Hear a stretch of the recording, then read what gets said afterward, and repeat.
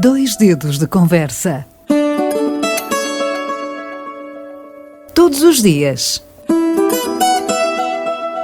Dois dedos de conversa. Uma rúbrica de João Figueiras e convidados. Na Alvor FM. Hoje, em Dois Dedos de Conversa, temos em linha o nosso colaborador habitual, o professor Virgílio Machado. Bom dia, professor. Vamos, segundo combinamos, evidentemente, falar de geopolítica, a geopolítica na União Europeia e a importância que esta geopolítica tem na União Europeia, a qual nós fazemos parte, como toda a gente sabe. Muito bem, João. Muito bom dia para si, muito bom dia também para os ouvintes da Rádio Alvor. Bem, pois nós fazemos parte da União Europeia, desde 1986, como sabemos.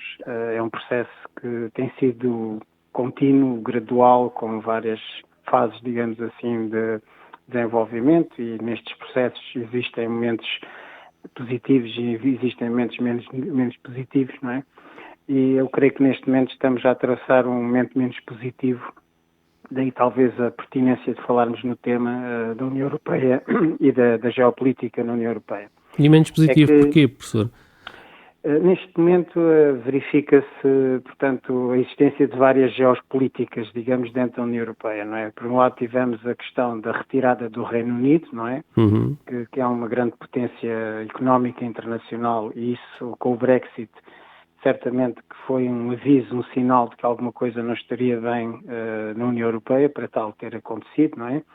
Por outro lado, também verificamos que certos países dentro da União Europeia vão fazendo lógicas próprias, digamos, de associação, sem ver muitas vezes com os valores totais do projeto europeu.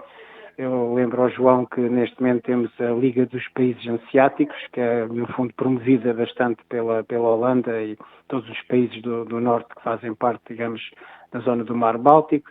Temos o Grupo de Visegrado com a Hungria, Polónia e República Checa. Temos também, por outro lado, uma agenda no Mediterrâneo, não é? Da Itália e países que sofrem com a questão migratória e que provocam aqui a necessidade de alguns ajustes realmente em termos de política europeia, não é? Ou seja, nós não estamos a assistir a uma geopolítica unitária, mas a uma geopolítica muito desagregada. E cada vez mais desagregada, exatamente. E, portanto, há aqui um princípio que, os tais valores democráticos também dentro da União Europeia vão começando a estar um pouco em crise. Basta pensarmos que, a chamada Presidente da Comissão Europeia não é uma pessoa eleita por nós, não é, europeus, não é? E, portanto, não se percebe bem qual o grau de legitimidade eleitoral que resultou neste processo, porque muitas vezes são jogos de consenso dos países poderosos ou dos partidos mais poderosos que colocam este tipo de legitimidade em cima da mesa e, portanto, nós achamos, ou pelo menos europeus, que o processo democrático também tem tido aqui alguns reveses, a nível internacional e a nível do nosso projeto da União Europeia. E, professor, e quais são, no fundo, os interesses para Portugal de uma União Europeia geopolítica?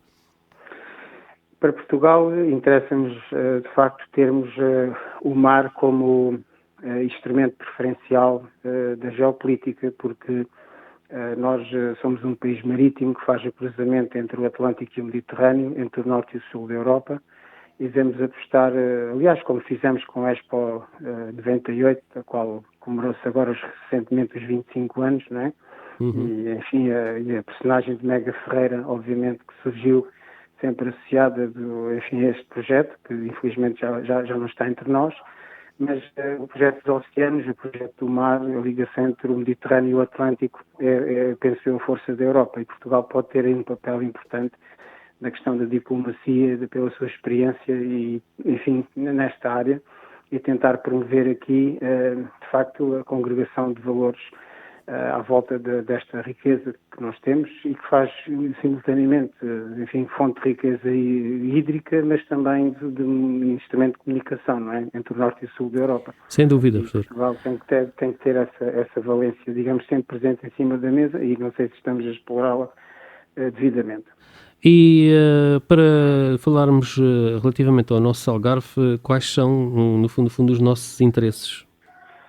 Exato, quer dizer, nós estamos também aí entre o Atlântico e o Mediterrâneo, ou seja, nós, no fundo, com o Brexit, podemos ter tido aqui uma certa cisão de alguns mercados emissores, especialmente do Reino Unido, não é? Que tinha uma grande importância no Algarve, e que, naturalmente, nós percebemos que esse tipo de não associação do Reino Unido à Europa, em termos geopolíticos, pode ter também implicações do ponto de vista, do investimento imobiliário, da mobilidade porque nós temos muitos imigrantes na Inglaterra, não é? E em termos de turismo, pois nós queremos que, a Libra e o euro estejam sempre um pouco em paridade para que, do ponto de vista turístico, o Algarve não esteja a ser prejudicado, não é? Sendo certo que, a visão do ponto de vista turístico implica também a necessidade de nós pensarmos em reforço de algumas políticas estruturais dentro da União Europeia, e penso eu a nível do trabalho, por exemplo, que é uma questão muito importante. Nós estamos cada vez, a questão das remunerações salariais no turismo é uma questão que é bastante importante. Eu penso que a Europa deve dar, a nível do trabalho, também para o setor tão importante como o turismo, algumas indicações de como se deve privilegiar, numa espécie de agenda do trabalho digno, esse tipo de trabalho, não é?